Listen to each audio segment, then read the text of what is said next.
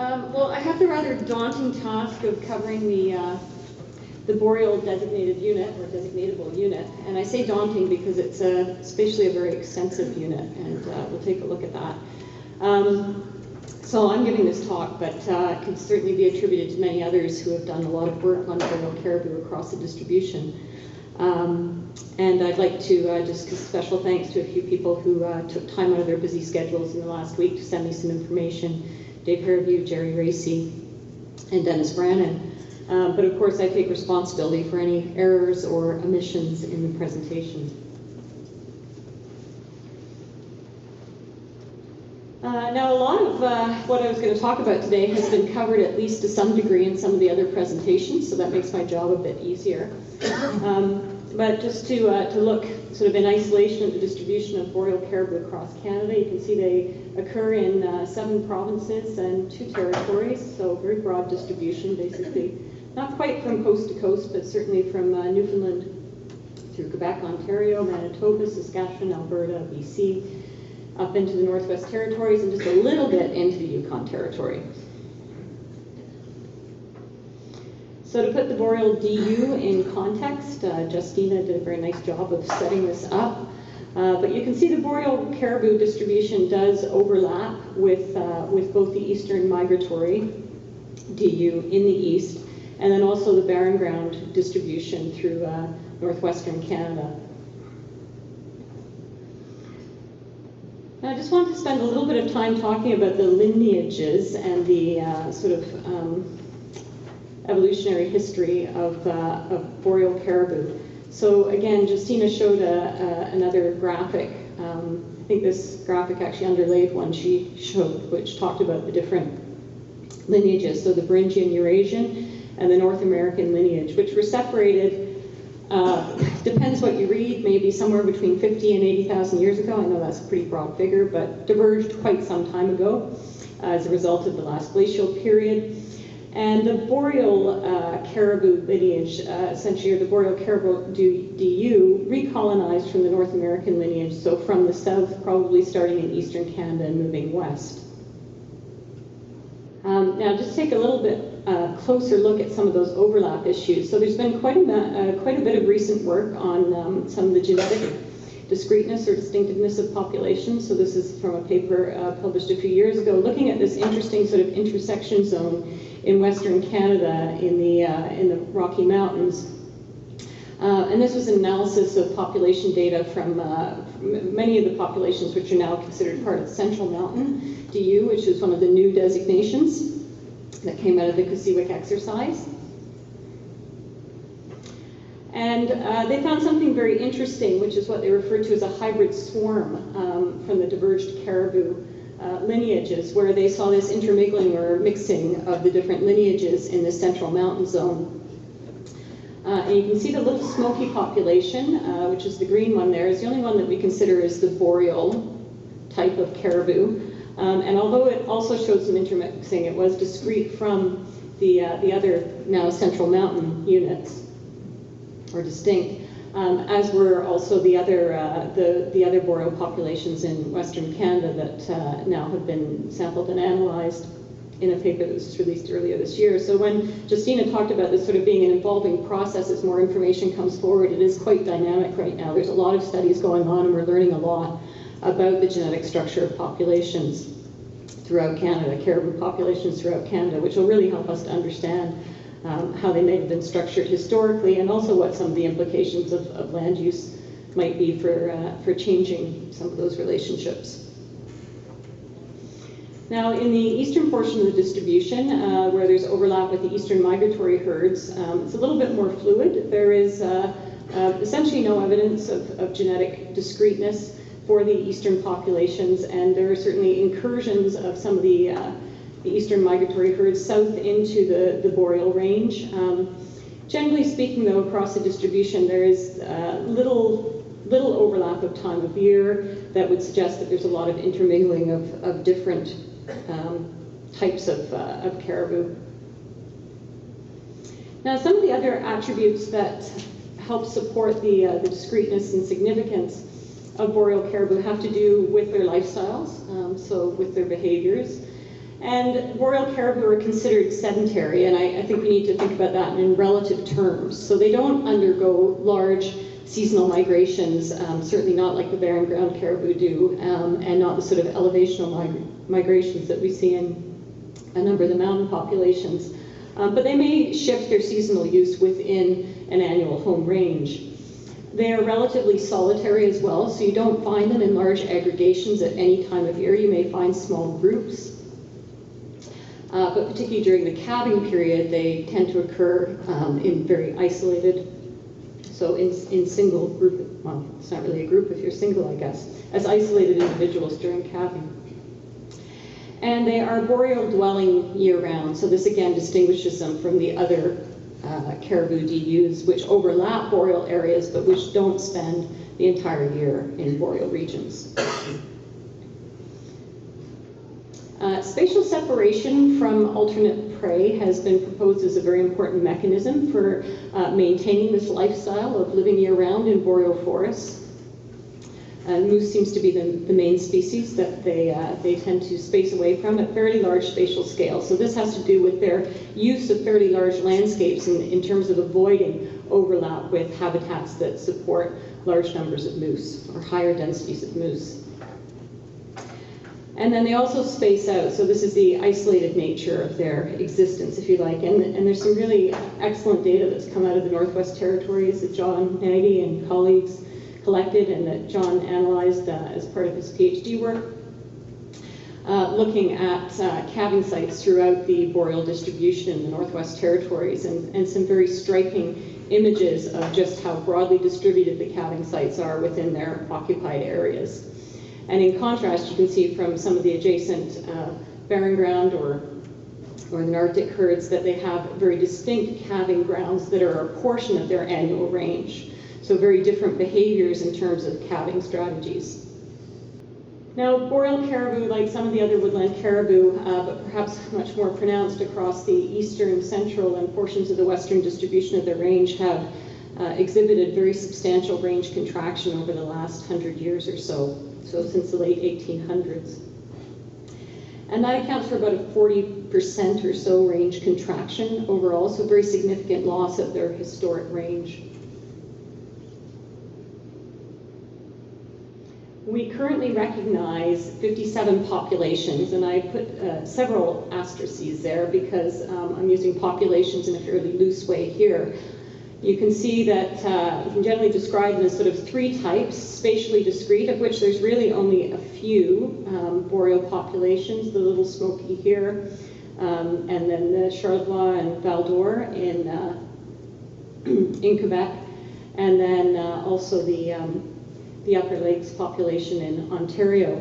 And these ones really have all been isolated due to land use changes, as opposed to being naturally isolated populations. An exception for that might be on the Slate Islands.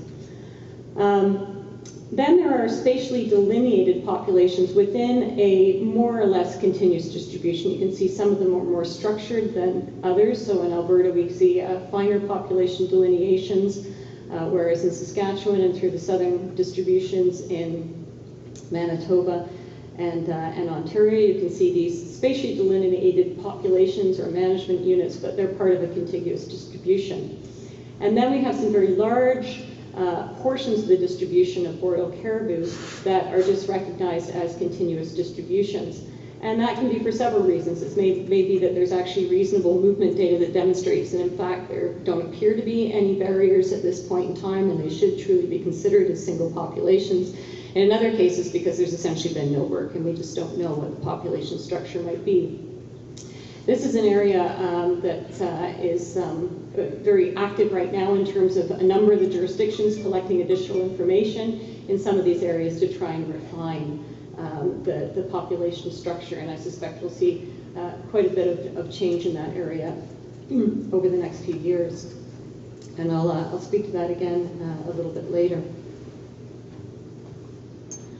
There has been some recent work, and again, something that's a fairly active area right now, looking at genetic differentiation of populations within the boreal distribution. So not differentiation with other designated units of caribou, but within that larger contiguous boreal distribution. And so this particular study that was looking at populations in Saskatchewan and Manitoba used a variety of techniques using both movement data and then different genetic analyses to look at the population structure, and found that there was evidence for some differentiation within the boreal distribution. Some other studies have not found the same thing. So again, a very active area, and I think we'll see a lot of very interesting information coming forward over the next short while. Let me move this a bit. Everyone still hear me? Thank you. Okay, there's already been a number of speakers talking about the threats to caribou overall, and in particular, Marco talked quite a bit about the threats to woodland caribou, and as well, Deb just covered some of these, and there's obviously a lot of similarities. I'm going to talk about some of the broad-scale sort of patterns in land use and land use change, and how they've affected both habitat loss and alteration for caribou.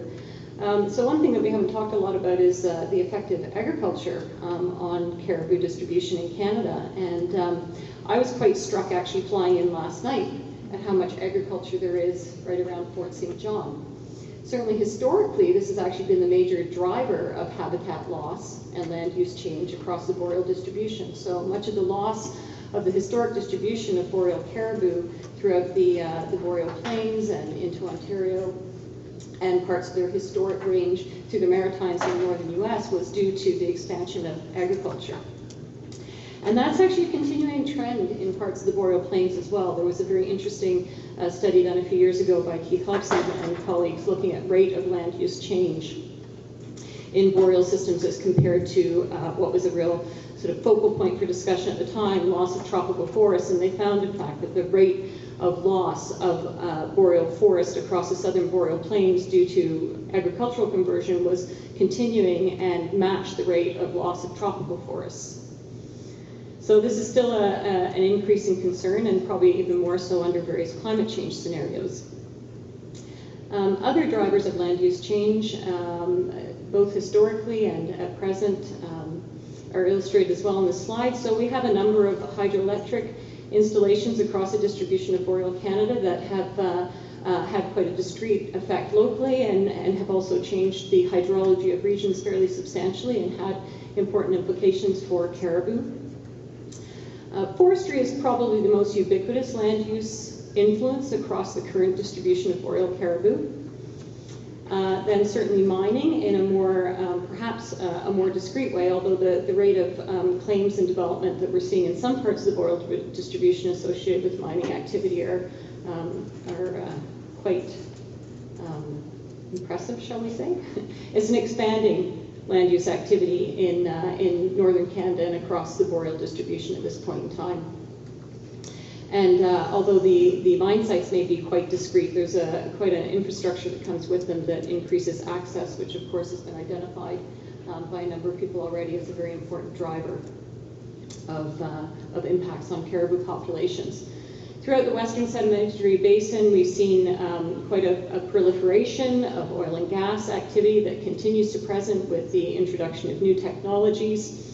This again has discrete infrastructure associated with it in terms of well sites and other installations, but also a very substantial linear network that comes with it. And Marco talked a lot about roads, but there are many other linear features associated with oil and gas sector activity other than roads, which in fact make up for much more of the disturbance, so seismic exploration, pipelines, and other things.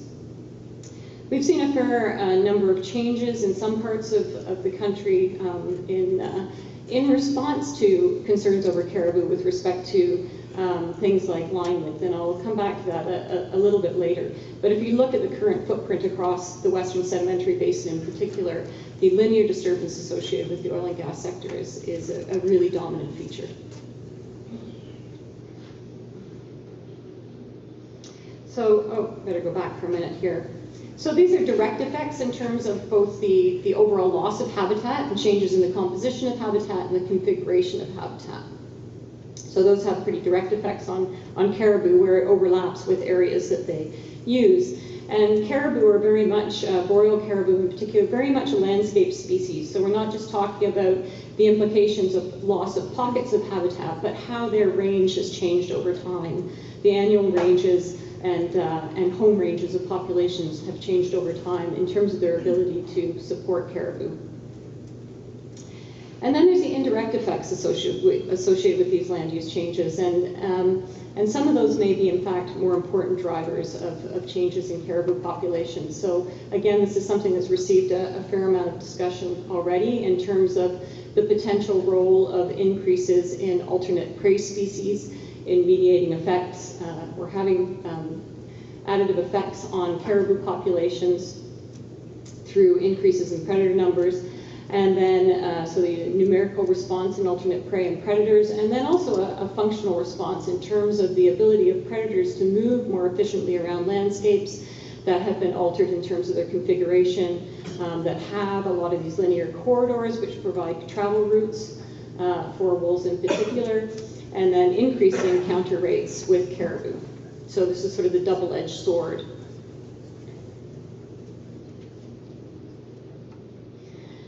Now this is a composite of industrial disturbance across the boreal distribution of caribou in Canada.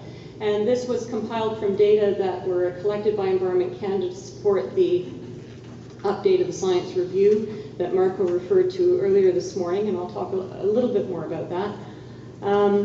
And so what you can see here is all of these red areas essentially represent industrial disturbance across the boreal distribution. And you can see here the industrial disturbance has all been buffered by 500 meters. So you can see across the southern distribution of boreal caribou in Canada, there's been a fairly substantial anthropogenic footprint.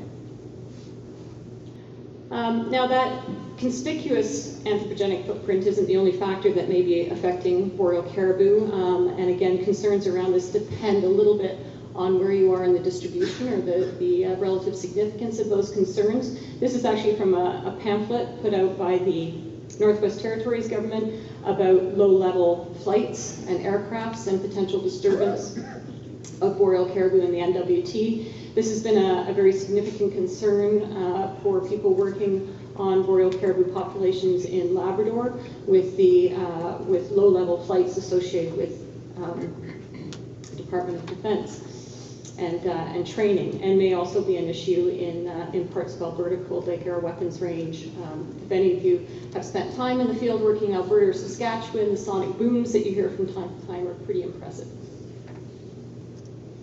Those aren't low-level flights, mind you. Now, of course, there are also natural disturbances happening on caribou range, and those can also threaten populations. Marco spoke about that a little bit as well. So the boreal is certainly a naturally dynamic system, and a major driver of those dynamics over time has been fire as a major agent of disturbance. It's not the only agent of natural disturbance, but across the ranges, the most prevalent one. And fire can change both the age structure and the composition of the forest, and also the spatial structure of landscapes. Now, I will say that the patterning of fire on the landscape tends to be quite different than some of the anthropogenic disturbances that occur on landscapes, and this is probably one of the reasons that we see differences in the effect of fire versus anthropogenic disturbance on caribou populations. If you look at the data collected by Natural Resources Canada, their large fire database in particular, the statistic you'll often hear is that most fires are small numerically, so the number of fires that burn in Canada are small, but 95% of the area burned is accounted for by those larger fires. And so those large fires that burn over large areas are really what's driving the spatial structure of these landscapes.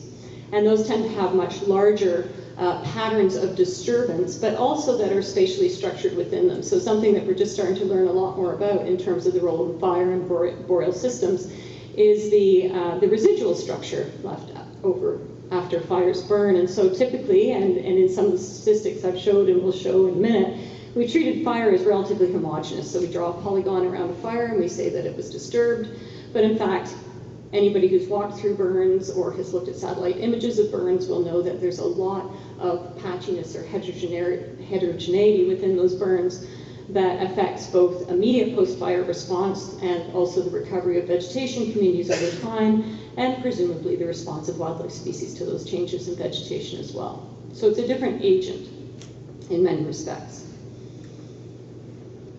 So if we add now then the fire disturbance over the last 40 years to the industrial disturbance within Boreal Caribou Range, this is what the picture starts to look like. So you can see these are fairly disturbed landscapes for Boreal caribou to occupy. And here's a look at some of the actual numbers. So if we look at Alberta and B.C, and we're now looking at the mean percent of industrial disturbance on those ranges and total disturbance. So let's look over here first. So you can see overall populations that occur in Alberta, there's a mean level of combined industrial and fire disturbance of 70.1%, and for BC, 74.2%. Of that, in Alberta, 53.7% is accounted for by industrial disturbances, in BC, 73.4%. So almost all of the disturbance in BC Boreal Caribou Ranges comes from industrial disturbance.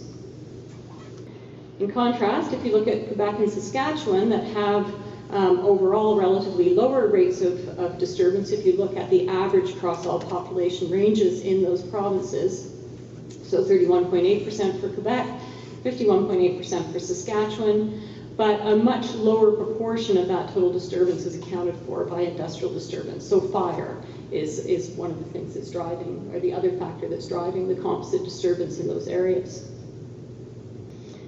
This is an update to the relationship that Marco showed this morning. So I was privileged to work on both the first and second Boreal Caribou review for critical habitat. I worked with a wonderful group of science advisors to both the first and second process, and a very dedicated, small but dedicated group of individuals within the Wildlife and Landscape Science Division of Environment Canada. This is an update to the relationship that Marco showed this morning. So similar patterns in terms of the proportion of the variance explained by fire to the total relationship. So again, just as a reminder, because I'm sure you don't all remember every detail of each slide that you've seen this morning. So we're looking as a response variable here at mean recruitment of caribou populations. There's 25 Boreal caribou populations here with good geographic distribution across their range in Canada. And we're looking at just a composite measure of total disturbance with the industrial component buffered by 500 meters. So this was based on the updated disturbance data compiled by Environment Canada for this process. And whereas Marco said that about 60% of the variation was explained by this relationship in the initial review with the improved mapping, we ended up being able to explain 70% of the variation in caribou recruitment as a function of the single variable total combined or aggregated non-overlapping disturbance.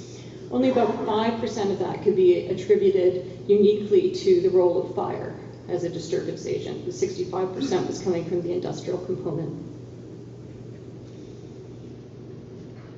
This information was used with reported population information from jurisdictions to come up with what's referred to here as an integrated risk assessment for Boreal Caribou Ranges in Canada.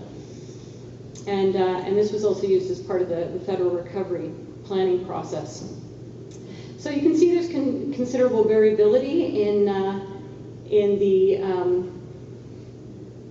the condition of populations, and I should say that this integrated risk assessment is just not looking at population condition, it's also looking at habitat conditions, so the amount of disturbance in these areas. So you can see that for some of the populations, the ones here in red, they are, and this is expressed relative to their likelihood of being self-sustaining. Their range is currently supporting a self-sustaining population. So some of the populations have a very low likelihood of supporting a self-sustaining population, others are doing relatively better. Now, another factor that's been mentioned a few times this morning already is the potential role of climate change in exacerbating the effects of other changes in the environment to caribou across Canada, and certainly this could be a potential factor for boreal caribou as well. This is a really interesting analysis that was just published earlier this year, and these authors were interested in looking at whether past changes in the distribution of vegetation communities and general ecological groupings here of different sort of forest types could be used to, or how well they essentially coincided with projected futures across these landscapes as well. And I chose to show this particular image because I think there'd be a very interesting comparison or crosswalk in terms of the correspondence with these changes in the distribution of these cover types, if you like, over time, with that intermingling of the different lineages that we saw earlier. And so you can see here, 16,000 years before present, that's about the time that we were starting to see caribou reoccupying these areas, both from the north and the south.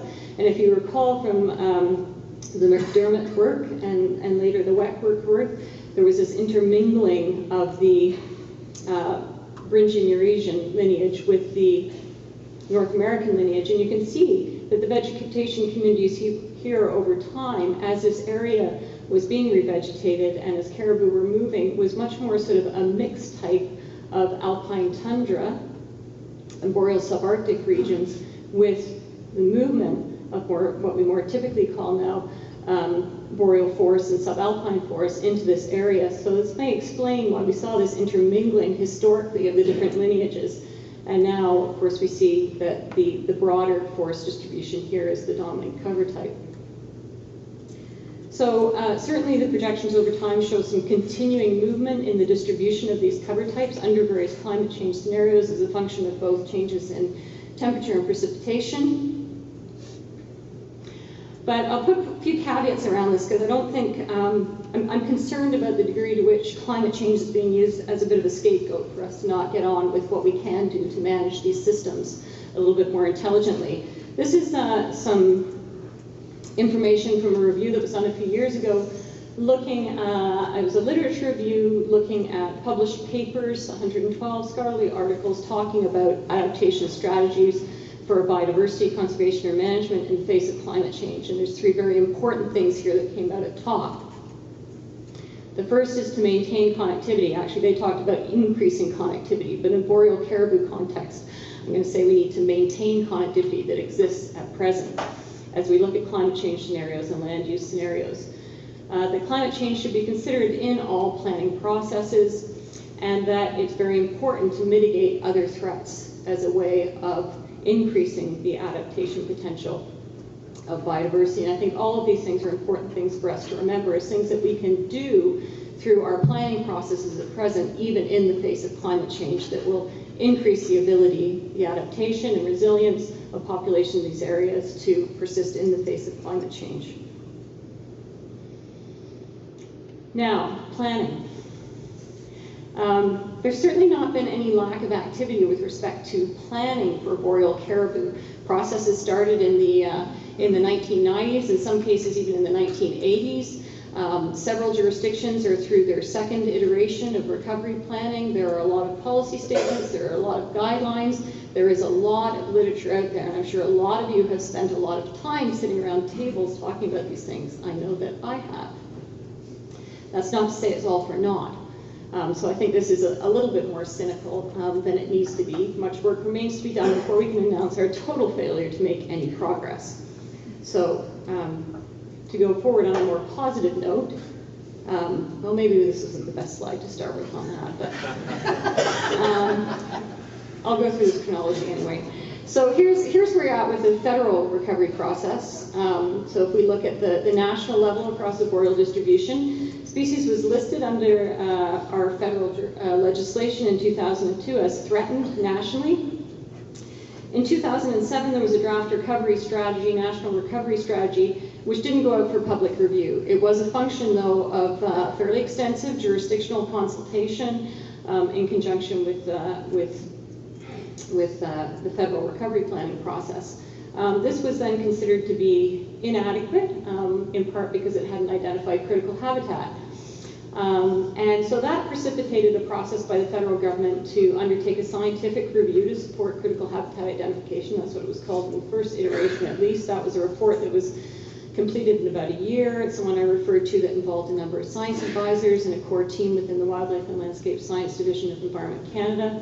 It was released in 2009. It was then immediately identified as inadequate, and so a second process was initiated, which culminated in the science update in 2011, and a draft national recovery strategy then later in 2011, which went out for an extended 6-month public review, had a, I think, unprecedented number of submissions, and we're now eagerly awaiting a final recovery strategy. In fact, the deadline for that, given a court order, is the end of this month, September 30th. So I guess we'll see what happens this week. Of course, that's just the planning process. We're not talking about actions yet. I'm going to skip over this, unfortunately, because I'm running out of time. But I'll just simply say that the draft recovery strategy included a number of provisions around identification of disturbance thresholds that were derived from some of the empirical work that I showed earlier related to the response to total disturbance. There have been a number of processes, and continue to be a number of processes across the distribution of boreal caribou in Canada. So just about every jurisdiction either has a number of planning documents or guidelines, operating guidelines, often both, and formal recovery strategies in some places as well. So in Labrador and Quebec, in Ontario's initiated a lot of work in the last few years to look at range level planning for populations that have been delineated, and then additional research efforts to delineate additional populations in the northern part of the distribution. Similar efforts in Manitoba. This is an earlier recovery strategy published in 2005. An update to this is anticipated early in 2013. In the Northwest Territories, I think this is just great. So Northwest Territories has an implementation plan for the action plan for boreal woodland caribou. So I think this just really speaks to how, I was going to say convoluted, but how complicated these processes are in terms of ensuring that the necessary parameters in place are to actually implement these plans. Similar situation in BC with respect to now an implementation plan. In Alberta, which has had a long and arduous planning process over several decades, just as of this past June of 2012, there is an official government-wide policy on woodland caribou in Alberta. So that's a major step forward.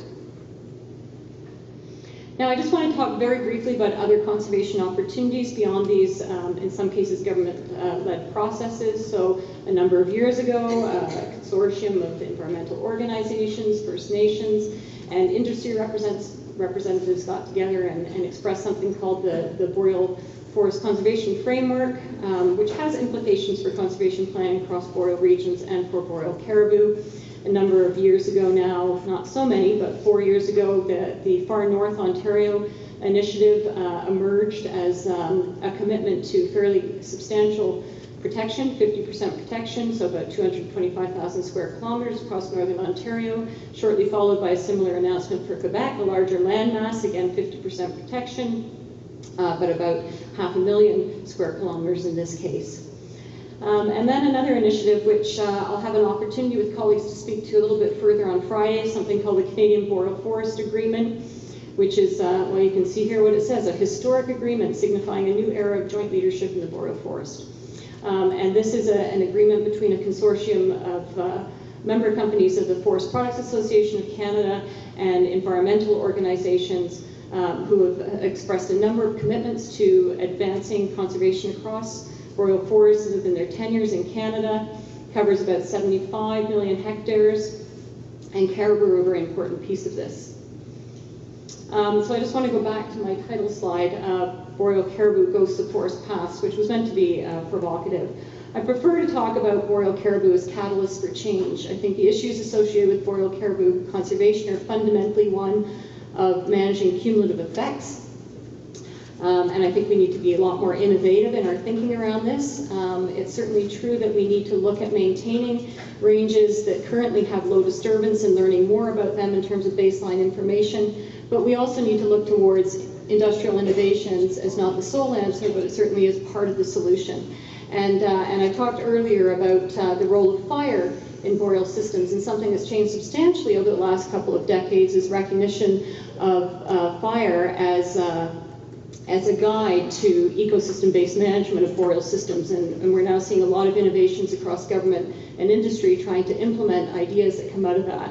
And that's very different than the blunt instrument of clear cuts and caterpillars driven along seismic lines that we saw several decades ago, which are responsible for the current anthropogenic footprint that caribou have to live with.